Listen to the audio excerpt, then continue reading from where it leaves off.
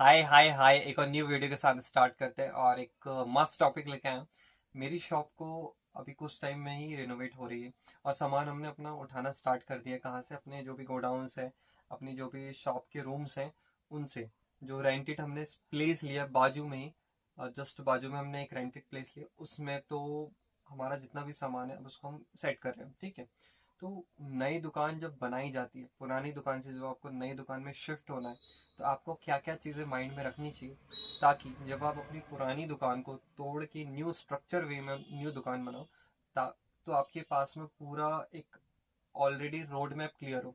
क्योंकि मैं ये सारी चीज़ें कर रहा हूँ, तो मुझे पता है कि क्या क्या चीज़ें मुझे अब नेक्स्ट करना है या फिर करना पड़ेगा। तो मैं वो आपको सारी चीज़ें इस वीडियो के अंदर बताऊंगा कि एक पूरी नई दुकान को, पूरी पुरानी दुकान को नया बनाने में आपको क्या क्या चीजें लगेंगी, क्या क्या करना पड़ेगा। फास्ट वीडियो को स्टार्ट करते हैं। सबसे पहले, हमारी नई दुकान हमें जब बनाना है तो क्यों बनाना है, मतलब हमारी जो पुरानी दुकान है हमें उसे न्यू बनाना है तो क्यों बनाना है। सबसे पहले इंपॉर्टेंट पॉइंट ये होता है कि हमारी जो पुरानी शॉप है, वो उसका स्ट्रक्चर पुराना हो गया, शॉप पुरानी हो गई है, उसका जो स्ट्रक्चर है पुराना है। वहाँ पे सामान जो है बिखरा हुआ रहता है, बहुत ज़्यादा सामान है, स्पेस कम है, आपका काउंटर का स्पेस ज़्यादा है, या फिर वहाँ पे अच्छे से चलने फिरने की जगह नहीं कस्टमर के लिए। तो हमको वो शॉप को रिनोवेट करना बहुत ज़रूरी है। ठीक है। आपके यहाँ पे जो शॉप है उसके यहाँ, जैसे हमारे यहाँ पे बहुत मोटी मोटी दीवारें हैं, लगभग ऑलमोस्ट इतनी मोटी मोटी दीवारें हैं, जिसके कारण स्पेस बहुत ज़्यादा हमारा चले जाता है। इसके बाद जो हमारी रैक्स है वो वैसी सेट नहीं है जिस जैसे सामान रखना चाहिए। अगर यहाँ पे इतनी बड़ी रैक है तो उसमें ऐसा ऐसा ऐसा, मतलब इतना ज़्यादा चिपका हुआ सामान रखा हुआ, दबा हुआ रखा हुआ है। मतलब रैक छोटी है, सामान एक्स्ट्रा ठूस के रखें, तो वो चीज़ प्रॉपरली अच्छी नहीं दिखती है, कस्टमर का एक्सपीरियंस नहीं अच्छा होता है। इसके बाद में हमारी जो शॉप है उसके चलने फिरने का जो स्पेस है वो कम हो जाता है, तो कस्टमर को दिक्कत होती है। वेंटिलेशन की दिक्कत होती है कि कस्टमर अगर आ रहा है तो वो भीड़, 3 4 लोग, 10 12 लोग अगर एक रूम में खड़े हो जाएं तो वहाँ पे सांस लेने में दिक्कत हो रही है।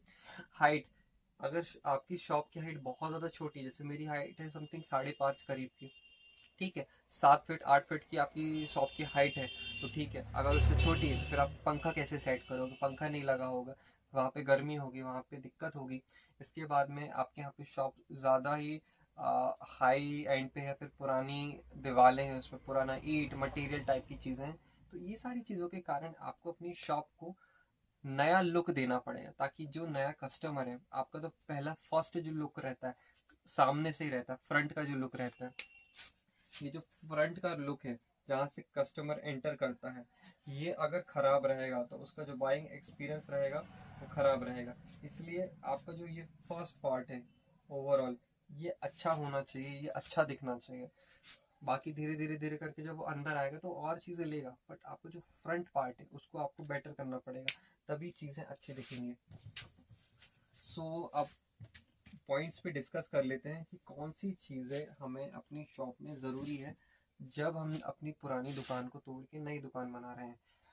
आपके पास ऐसे 2 3 पॉइंट्स ये हो सकते हैं कि यार मेरी अभी पुरानी दुकान है जिसमें स्ट्रक्चर पुराना है, जिसमें चलने की जगह नहीं है, जहाँ पे मेरे को दिक्कत होती है, मतलब रेंट बहुत ज़्यादा है कि सामान रखने की कैपेसिटी कम है, कस्टमर चलने की कैपेसिटी, ऐसी मल्टीपल चीज़ें। या फिर वहाँ पे लाइटिंग अच्छा नहीं हो पाता, वहाँ पे जो सनलाइट है वो अच्छे से पहुँच नहीं पाती, वहाँ पे गर्मी ज़्यादा होती है, वहाँ पे पानी जब गिरता है तो वहाँ पे आपके यहाँ पे, मतलब पानी अच्छे से नीचे नहीं आता प्रॉपरली, वो आपकी दीवारों से टप टप टप टप करके गिरता है। तो ये बहुत सारी चीज़ें होती हैं। तो अब इन सब चीज़ों के लिए आप उसको या सॉल्व आउट कर सकते हो, फिर पुराना स्ट्रक्चर आप बना सकते हो। मेरा पूरा ऑलमोस्ट ये जो बिजनेस है या शॉप है, 40 साल हो चुके हैं शॉप को। ठीक है। एक दुकान से स्टार्ट हो तो धीरे धीरे धीरे धीरे करके अब ऑलमोस्ट जो शॉप है वो है, टोटल आप समझोगे तो 10 रूम्स का गोडाउन है और 12 से 15 रूम्स की एक पूरी शॉप है। मतलब ऐसे ऐसे चलते गए, फिर फर्स्ट फ्लोर है, फिर ऊपर सामान है, फिर इसके जस्ट ऊपर भी सामान है। तो ऐसा गोडाउन प्लस शॉप है और प्लस घर भी है। तो क्या दिक्कतें होती हैं, फिर कैसी चीज़ आपको सॉल्व आउट करनी चाहिए, ये समझते हैं। देखो, सबसे पहले समझो, अगर आप शॉप बना रहे हो, ठीक है, तो रिनोवेशन यहाँ पे लिख देते हैं टॉपिक को। शॉप अगर न्यू बना रहे हो आप, ठीक है, तो पहली चीज़ आपको ये होना चाहिए स्ट्रक्चर। सबसे पहले स्ट्रक्चर बोल लो या फिर आपको ये होती है, आपका सीजन नहीं रहना चाहिए। जब आप दुकान बना रहे हो सबसे इंपॉर्टेंट पॉइंट रहता है आपकी शॉप में सबसे ज़्यादा जो फुटफॉल रहता है वो सीजन के टाइम पे रहता है। सीजन कब रहता है? जो आपका अप्रैल मार्च या फिर मई का जो टाइम रहता है, इसमें सबसे ज़्यादा सीजन रहती है, रश वाला टाइम रहता है।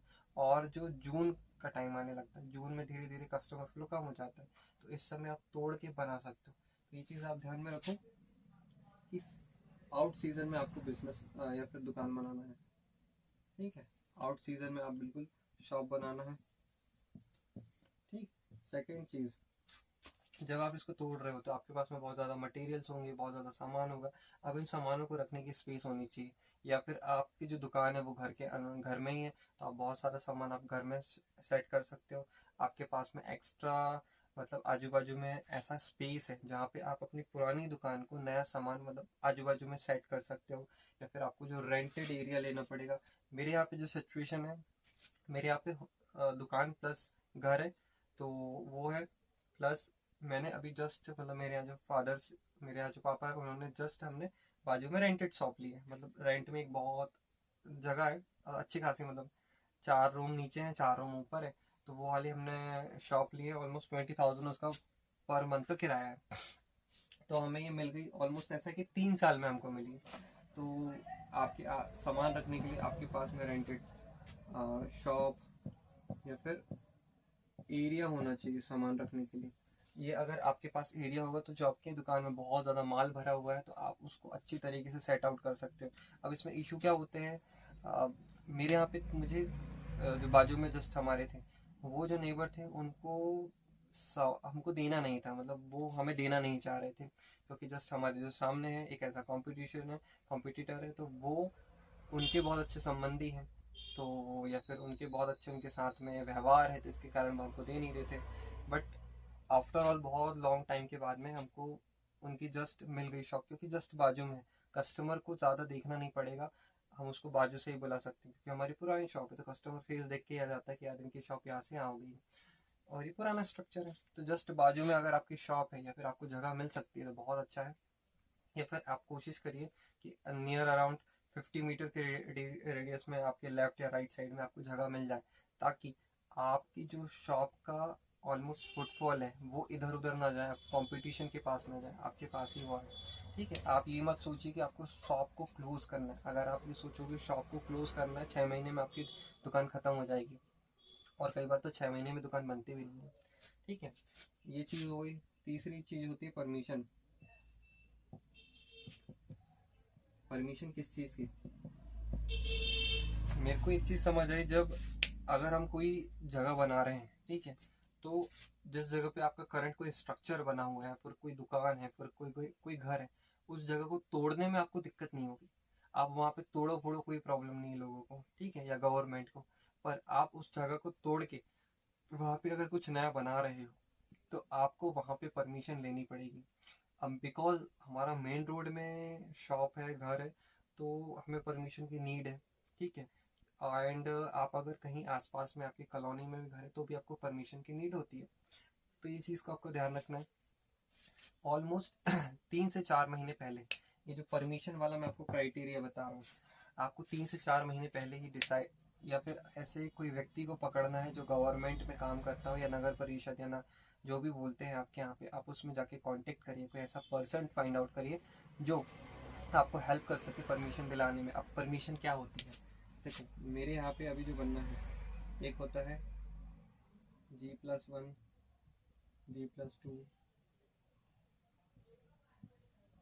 XYZ, ठीक है। मेरे यहाँ पे जो पहला था कि हम लोग G+1 मतलब ground floor plus ground floor plus plus first floor बनाएंगे, बट उसमें भी परमिशन लग रही थी। उसमें अब चार्जेस रहते हैं, मल्टीपल चीज़ों के चार्जेस रहते हैं। वो नेक्स्ट वीडियोस में आपको मैं बताऊंगा, जब मुझे और अच्छे से क्लैरिटी होगी, जब मैं अपने इंजीनियर के साथ और बेहतर तरीके से बैठूंगा, क्योंकि उनके साथ मैं अभी बैठा नहीं हूँ, मेरे पापा जी बैठे हैं, तो उतना मुझे आइडिया नहीं है। बट क्लैरिटी ये दे देता हूँ, ये जो ground floor plus first floor था हम बनाने का सोच रहे थे, बट क्या होता है शॉप में जब आपको बहुत ज़्यादा सामान रहता है, डिफरेंट टाइप्स ऑफ प्रोडक्ट्स रहते हैं, मेरे पास में 12,000 प्लस की वैरायटीज़ या सामान है, तो उस चीज़ को बनाने से लेके तोड़ने में, सामान सेट करने में, ठीक है, जगह चाहिए रखने के लिए भी, ठीक है। अब आप G+1 बना रहे हो, ठीक है, वो कितना बड़ा है, कितना चौड़ाई है उसकी, कितनी लंबाई है, वो भी वेरी करता है। तो इतने में हमारा G+1 में कवर नहीं होता, और आगे जाके हमको इसको G+2 में करना पड़ता, मतलब ground floor, first floor, second floor. हमें सेकंड फ्लोर बनाना पड़ता 3-4 साल बाद। हमने सोचा कि यार बार बार ये थोड़ी करते रहेंगे कि दुकान ही बना रहे, एक बार अच्छे से बनाएंगे, इसलिए हम मूव आउट हुए G+2 में। G+2 में ज़्यादा परमिशन लगती है, ज़्यादा आपको टैक्सेस देने पड़ते हैं, आपको मल्टीपल चीज़ों की कॉस्टिंग्स लगती हैं, ठीक है। आपको ये सारी चीज़ें अपने इंजीनियर से डिस्कस करना पड़ेगा, पहले उसको बताना पड़ेगा भाई मेरे को ये वाली चीज़ चाहिए, तो इसके लिए मेरे को ज़्यादा परमिशन मिलेंगी, लगेगी। मेरे यहाँ पे नगर परिषद है ज़्यादा, मोस्टली जो है G+2 की परमिशन रहती है हमारे यहाँ पे, या फिर हमारे एरिया में लोग तब भी G+3, 4, 5, 6 बना लेते, बट और परमिशन ही नहीं रहती G+3, G+4 बनाने की।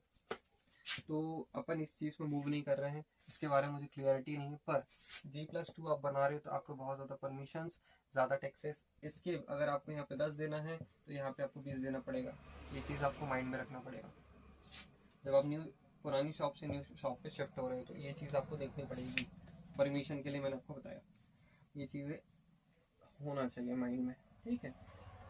और ये चीज़ आप अपने माइंड में रखें कि 3 महीने पहले से ही ये सारी चीज़ें आप बिल्डअप कर लें, माइंड में रख लें कि आपने जो आउट सीज़न है उसके दौरान, मतलब आपका जब सीज़न स्टार्ट हो रहा है, सीज़न के पहले आप किसी व्यक्ति को पकड़ लें जो आपको रेंटेड एरिया दे दे, या फिर रेंटेड देना चालू कर दे, या फिर दे दे, और आप उसको पहले ही एडवांस में पैसे दे दो। 1-2 महीने के अगर आपके पैसे जा रहे हैं, कोई बुराई नहीं है इसमें, आपका बेनिफिट है, क्योंकि वो जो दूसरे जो दुकान आप वहीं पे बनाओगे वो आपकी हमेशा के लिए रहेगी, 30, 40, 50 साल जब तक वो रहेगी तब तक आपको वहाँ दिक्कत नहीं होगी। इसलिए ये चीज़ ध्यान रखना कि थोड़े से पैसे बचाने के चक्कर में बिल्कुल भी आप ये नहीं करोगे, ठीक है। कि आपने बोला कि यार मैं तुरंत में रेंटेड एरिया ले लूँगा, ऐसा नहीं होता। उसको जैसे मिल जाएगा रेंटेड वाले एरिया के लिए, कोई व्यक्ति मिल जाएगा, वो पैसे दे देगा जिस जिस व्यक्ति की आप जगह ले रहे हो, तो क्योंकि मैं देख रहा हूँ, मुझे पता है, मैं ये चीज़ फेस कर चुका हूँ, ठीक है। एंड ये परमिशन का मैंने आपको बताया। एंड अब ये जो 3 महीने वाला आपने कॉन्सेप्ट 3 महीने पहले से सारी आपने प्रिपरेशन कर चुकी है, आप किसी इंजीनियर को पकड़ो, ठीक है। इंजीनियर को पकड़ो, इंजीनियर इज इम्पोर्टेंट। इंजीनियर क्यों इम्पोर्टेंट है? वो आपकी शॉप का स्ट्रक्चर बनाएगा, मैप बनाएगा, आपको वॉशरूम चाहिए कि नहीं, आपको फ्रंट कैसा होना, आपका एंट्री कैसे होना, आपके एग्जिट कैसे होना, एग्जिट होना कि नहीं होना, कितना स्पेस बनेगा, कितनी चौड़ाई होगी, कितनी लंबाई होगी, कहाँ पे कितना, मतलब नल फिटिंग कैसी होगी, कुछ कुछ ऐसे जो बेसिक क्वेश्चंस, बेसिक से आप, क्योंकि वो पूरा आपका स्ट्रक्चर बनाएगा। ऐसा थोड़ी है कि हम ये रेक उठा के वहां डाल दिए, ये आप वन टाइम इन्वेस्टमेंट करोगे जो 20 साल, 30 साल, 40 साल होगी, और उसी व्यक्ति इंजीनियर को आप दोगे ये काम जिसने ऑलरेडी मार्केट के 5-6 साल का एक्सपीरियंस है, और कम से कम मिनिमम उसने 50 से ज़्यादा प्रोजेक्ट्स पे वर्क किया है। उसके अलावा आप किसी व्यक्ति को वर्क नहीं दोगे, क्योंकि अगर उसने, और अच्छी बात है, ये थोड़ा सा और बेटर बता रहा हूँ, उसने ऐसी शॉप्स बनाई हैं, उसने दुकानें बनाई हैं, मॉल्स बनाए हैं, मिनी मार्ट बनाया है, दुकानें बनाई हैं, या फिर घर बनाए हैं, घर तो ठीक है, दुकानें बनाई हैं तो ज़्यादा बेहतर है आपके लिए, क्योंकि हम दुकान के लिए कर रहे हैं। तो इंजीनियर वैसा ही सोचेगा जैसे आप सोच रहे हो, क्योंकि ऑलरेडी उसने 10, 20, 50 डिलीवर कर चुके होंगे वैसे प्रोजेक्ट्स, तो उसके पास में डूज एंड डोंट्स, या फिर मिस्टेक्स, अच्छाइयाँ बुराइयाँ, सब उस दुकान से रिलेटेड होगी। तो वैसा इंजीनियर आपको फाइंड आउट करना है। थोड़े पैसे ज़्यादा लगेंगे, थोड़ा उसकी सर्विस ज़्यादा रहेगी, पर एक बार आपका स्ट्रक्चर बन गया तो वो सालों साल रहेगा। पैसे बचाने के बारे में बिल्कुल नहीं सोचना, यहाँ पे ज़्यादा थोड़े पैसे लग भी जाए, नेक्स्ट आपके 1-2 साल, 5-6 साल, 10 साल में आप कवर कर सकते हो, क्योंकि आपकी शॉप चलने वाली है, या फिर आप उसको बना के ईजिली क्लियर कर सकते हो, ठीक है। अब सबसे खतरनाक पॉइंट है, इस चीज़ को बहुत अच्छे से ध्यान रखना, आपका जो इन्वेंट्री है, ठीक है। 3 महीने पहले से अपन सारी चीजें कर रहे हैं, आउट सीजन जैसे ही खत्म होने वाला है, मतलब सीजन चल रहा है, थोड़े थोड़े थोड़े कस्टमर, आप अभी पर डे के 30,000, 40,000, 50,000 कमा रहे थे, अब आप देख रहे हो कि यार सीधे 60% ग्राहकी खत्म हो गई। अब आपको शिफ्टिंग करना चालू करना है, ठीक है। तो शिफ्टिंग के लिए आप ये चीज ध्यान रखो, यहाँ पे लिख देता हूँ मैं पॉइंट, आपको शिफ्टिंग चालू करनी। तो शिफ्टिंग के टाइम पे ये चीज़ बहुत अच्छे से दिमाग में रखना कि कोई भी सामान आप जो रख रहे हो, आपके जो अगर वर्कर्स पुराने हैं, स्टाफ अगर पुराना है, तो उससे पता होगा कि यार ये रैक को मैंने उठा के यहाँ पे रखा है, इस रूम में रखा है, इसके साथ रखा है, इस जगह पे रखा है। अगर वो व्यक्ति नया है, ये रैक उठा के 4 दुकान आगे यहाँ कहीं कोने में रख दिया, और कस्टमर आया कि भैया मेरे को साड़ी चाहिए, भैया मुझे कॉस्मेटिक चाहिए, भैया मुझे XYZ चीज़ें चाहिए, और आपको ढूंढने में 10 मिनट लग रहा है, तो वो कस्टमर चला जाएगा। इसलिए ये चीज़ ध्यान रखो कि पहले से प्री प्लानिंग कर लो कि XYZ सामान, साड़ी, लहंगा, चूड़ी, बैंगल्स, कंगन, टेलरिंग मटेरियल, जो भी आप बिजनेस कर रहे हो, जिस चीज़ का भी सामान है, वो कहाँ उठ के कहाँ जाएगा। आप उसको 10 बार चेंजेस कर सकते हो, 50 बार चेंजेस कर सकते हो, बिकॉज अभी वो पेपर पे है। ठीक है, क्योंकि जब शिफ्टिंग कर रहे होगे, आपको ये अलग से मेहनत नहीं करनी पड़ेगी। जब आपकी दुकान का सामान रख जाएगा एक पर्टिकुलर स्पेस पे, पर्टिकुलर जगह पे, तो आपको मेहनत नहीं करनी पड़ेगी सामान ढूंढने में, बिकॉज आपके माइंड में ऑलरेडी है कि मैंने ये वाली रेक उठा के मैंने जो बाजू वाली दुकान है उसके ऊपर पे रखा है। अगर आप चाहो तो पेपर पे भी लिख सकते हो पर्टिकुलर सामान की रेक फर्स्ट फ्लोर पे रखी हुई है, थर्ड कॉर्नर पे रखी हुई है, फ्रंट में रखी है, बैक पे रखी है। ये चीज़ आपको बहुत अच्छे से क्लैरिटी होगी। शिफ्टिंग के टाइम पे और क्या इंपॉर्टेंट चीज़ें रहती हैं, जैसे मेरे यहाँ पे एक अभी इशू आ रहा है जो मैं समझ पा रहा हूँ। मेरे यहाँ पे बहुत ज़्यादा रेक्स हैं। रेक्स मतलब लकड़ी की, पिलाई की और लोहे की रेक्स हैं। ठीक है, मेरे पास बहुत ज़्यादा इन्वेंट्री है, बहुत ज़्यादा रेक्स हैं, बहुत ज़्यादा शेल्फ हैं। उसको मैं कैसे सेट कर सकता हूँ? 32 शेल्फ है पुरानी जगह पे, मतलब ये ग्राउंड फ्लोर फर्स्ट फ्लोर को मिला के टोटल 32 रेक्स एंड शेल्फ्स हैं। तो अब उनको रखना है, और ऐसी नहीं कि छोटी छोटी हैं, अच्छी बड़ी बड़ी। ऑलमोस्ट आप मान सकते हो 5 फीट से ज़्यादा की, 5 या 4 फीट की जो रेक्स हैं, उनको उठाना है और 32 शेल्फ्स को अपने अपने सेंटर पे रखना है। तो आप पहले ही सेट आउट कर लो आपके पास में कहाँ कहाँ स्पेस है। आप देख सकते हो घर में कोई स्पेस है, आप वहाँ रख सकते हो। जो चीज़ कम बिकती है तो वो आप घर में डाल दो, कि दूर रहे घर तब भी सामान लाने में, या फिर बिकता कम हो तो आप उस समय अवॉइड ही कर दो कि ये चीज़ मुझे हटाना है। ठीक है, और रेक्स या लकड़ियाँ जो रहती हैं, आप खुद से तोड़ना नहीं है। ठीक है, आप प्रोफेशनल नहीं है, आपको किसी कारपेंटर को अगर, या फिर आपको किसी बढ़ई को बुलाना है। बढ़ई वो व्यक्ति होता है जो आपके यहाँ पे जो लकड़ी की शेल्फ, जैसे ये जो लकड़ी की शेल्फ है, ठीक है, ये लकड़ियों की जो शेल्फ है, इसको फोल्ड करके, मतलब उसको बराबर निकाल के सेट करके उसको निकालेगा, उठाएगा, और जिस जगह पे आप चाहते हो कि रेक उठ के वहां चल जाए तो वो वहीं पे बना के दे देगा। खुद का दिमाग नहीं दौड़ाना है, सब काम खुद से नहीं करना है। इसमें थोड़ा थोड़ा थोड़ा करके करना है, एक दिन में सारा सामान नहीं बगराना। आपके पास अगर ज़्यादा मटेरियल है, ज़्यादा रेक्स हैं, ज़्यादा सेल्स हैं, तो आप डिवाइड कर लो। आज मुझे 2 रेक निकालनी है, 3 रेक निकालनी है, क्योंकि आपके कस्टमर भी देखना है, कस्टमर को सामान भी देना है।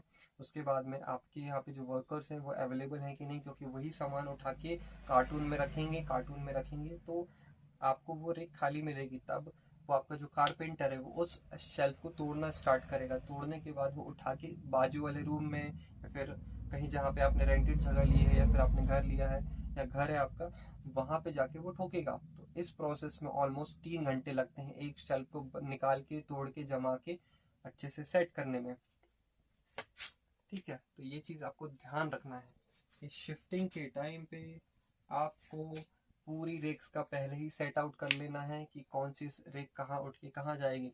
आप हर रेक में, जैसे मैंने अभी करंट में किया है, जैसे मेरी ये रेक है, ठीक है, इसकी लंबाई और चौड़ाई मैंने दोनों लिख लिया है। जैसे इसकी जो लंबाई है और जो चौड़ाई है वो कितनी है, एग्जाम्पल 7 फीट लेंथ है, लंबाई है, तो यहाँ आप 7 फीट लंबाई लिख सकते हो। ठीक है, जो ब्रेथ है, ये ब्रेथ कहलाती है, चौड़ाई जिसको बोलते हैं, 4 फीट की है, सी लिख दे रहे हैं। तो मैंने ऐसी हर शेल्फ में लिख दिया है, बिकॉज, और फ्रंट में लिखा है, जैसे ये जो फ्रंट वाला पार्ट है इधर पे लिखा है, ताकि जब मैं शेल्फ उठा रहा हूँ ऑलरेडी उसमें साइज लिखे हों, और ऑलरेडी मैंने जिस जगह पे रखना है तो मुझे पता चल जाए कि उस जगह पे इतना स्पेस में ये वाली शेल्फ आएगी।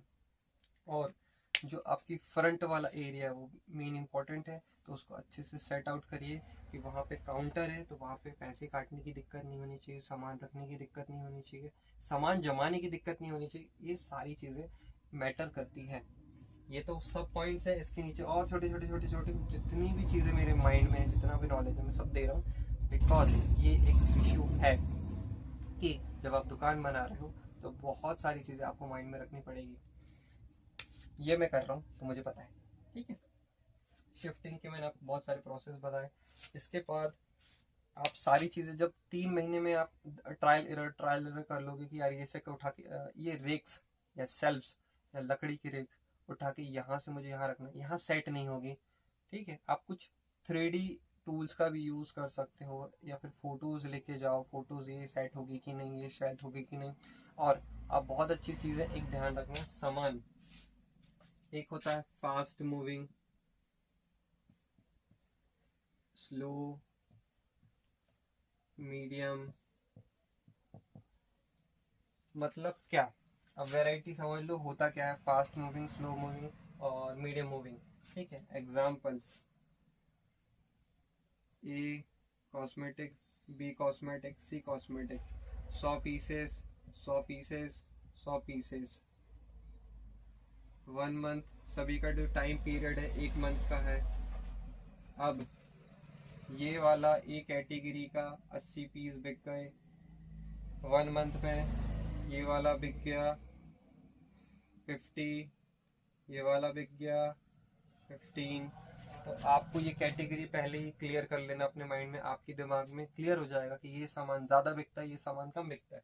फास्ट मूविंग का मतलब ज़्यादा सामान बिकने वाला, फास्ट बिकने वाला। मीडियम मतलब थोड़ा बहुत बिकता है, ज़्यादा ही बिकता मतलब लिमिट का बिकता है। और ये बहुत कम, और इसको मैंने 15 ज़्यादा लिया है, 4 पीस, इसको भी ज़्यादा लिया है, ये अपन ने एक अजम्पशन नंबर लिया है, ठीक है। ये होगा 30, क्योंकि कभी कभी ऐसा ना हो, ठीक है। ये चीज़ की कैटेगरीज आप बना लें कि ये सामान कम बिकता है, ये सामान ज़्यादा बिकता है, तो आप अपनी दुकान में वैसा सामान रख सकते हो। जो ज़्यादा चीज़ें बिकती है उसको ज़्यादा रखो, जो कम चीज़ें बिकती है उसको मीडियम रेंज में रखो, और जो बिल्कुल नहीं बिकता उसको हटा दो। क्योंकि आपको 6 7 8 महीने लगेंगे, 6 7 8 महीने आपका वो कस्टमर चले जाएगा। बट आपकी जो मीडियम और फास्ट मूविंग वाले सामान है उसमें आपको दिक्कत नहीं जाएगी, बिकॉज वो आपका कवर अप कर लेगा। या फिर आप कोई ऐसी स्ट्रेटेजीज लगा सकते हो, अगर आपके पास में एरिया ज़्यादा है या फिर लेंथ या ब्रेथ बहुत ज़्यादा है शॉप को कवर करने की, तो वो लास्ट में कोने में या गोडाउन में रखवा दो आपका जो सामान है स्लो मूविंग वाला, ठीक है। ये चीज़ आपको ध्यान रखना है, क्योंकि मैंने ये चीज़ रखा है माइंड में। जो चीज़ कम बिकती है उसको अलग कोने में डाल दो, ठीक है। जो चीज़ ज़्यादा बिकता है उसको ऐसी जगह रखो ताकि फास्ट फास्ट फास्ट फास्ट आप लेके आ सको दौड़ दौड़ के जा जाके, ठीक है।